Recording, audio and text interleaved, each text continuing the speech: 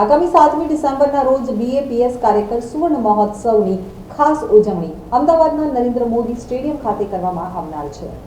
વિશ્વના સૌથી મોટા નરેન્દ્ર મોદી સ્ટેડિયમ ખાતે BAPS સંસ્થાના આંતરરાષ્ટ્રીય કાર્યકર સુવર્ણ મહોત્સવની ઉજવણી કરશે। આ કાર્યક્રમ 7 ડિસેમ્બરના રોજ યોજાશે તો મહોત્સવની તડામાર તૈયારીઓ હાલમાં ચાલી રહી છે। આ મહોત્સવમાં વિશ્વના 30 દેશોમાં સેવારત BAPS કાર્યકરો ભાગ લેશે। આ માટે 1 લાખથી વધુ કાર્યકરોનું રજીસ્ટ્રેશન પણ થઈ ચૂક્યું છે।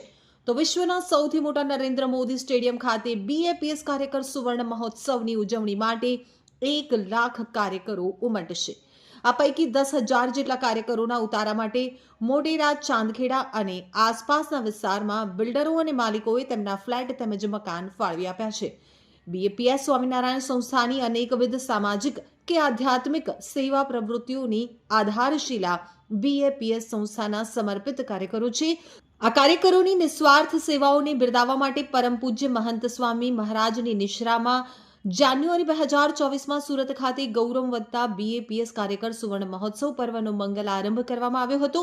આ મહોત્સવના ઉપક્રમે સંસ્થાના અનેકવિધ કેન્દ્રોમાં મે તથા જૂન મહિના દરમિયાન સંયુક્ત યુવા, બાળ, મહિલા, યુવતી, બાલિકા પ્રવૃત્તિના કાર્યકરોને નવાજતા અનેક કાર્યકર અભિવાદન સમારોહ યોજાયા હતા।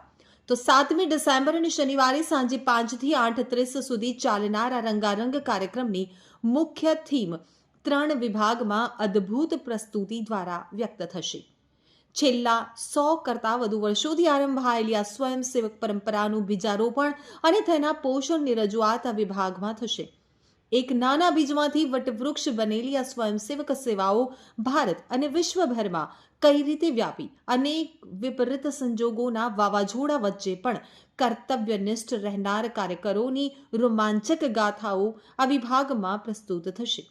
તો કાર્યકરોની નિસ્વાર્થ સેવાઓના મીઠા ફળ સમાજના કરોડો લોકો માણી રહ્યા છે તેની દિલધડક પ્રસ્તુતિ આ વિભાગમાં કરવામાં આવશે।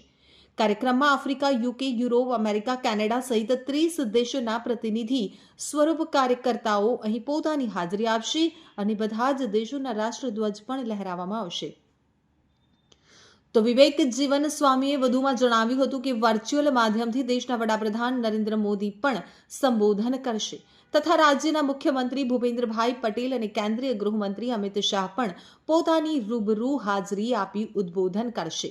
છેલ્લા 3 મહિનાથી કુલ 33 જેટલા સેવા વિભાગો અને 10,000 જેટલા સ્વયંસેવકો સેવારત છે।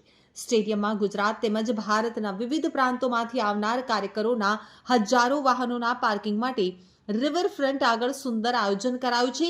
કાર્યકરોને પાર્કિંગ સ્થળ અને સ્ટેડિયમ સુધી પહોંચવા ટ્રાફિક નિયમન કરવા સ્વયંસેવકો સજ્જ રહેશે। આશરે 75,000 જેટલા કાર્યકરો બસોના નિર્ધારિત ક્રમ અનુસાર સ્ટેડિયમમાં બપોરે 1 વાગ્યા સુધીમાં પોતાનું સ્થાન લઈ લેશે। ખાસ ઉલ્લેખનીય છે કે આ કાર્યક્રમમાં BAPS સ્વામિનારાયણ સંસ્થાના ફક્ત રજિસ્ટર્ડ કાર્યકરો માટે જ સ્ટેડિયમની બેઠક વ્યવસ્થાની બધી જ ક્ષમતા આરક્ષિત કરવામાં આવી હોવાથી દેશ વિદેશના લાખો ભક્તો, ભાવિકો પોતાના ઘરે અથવા મંદિરોના સભાગૃહમાં જીવંત પ્રસારણ આ કાર્યક્રમ જોઈ શકશે।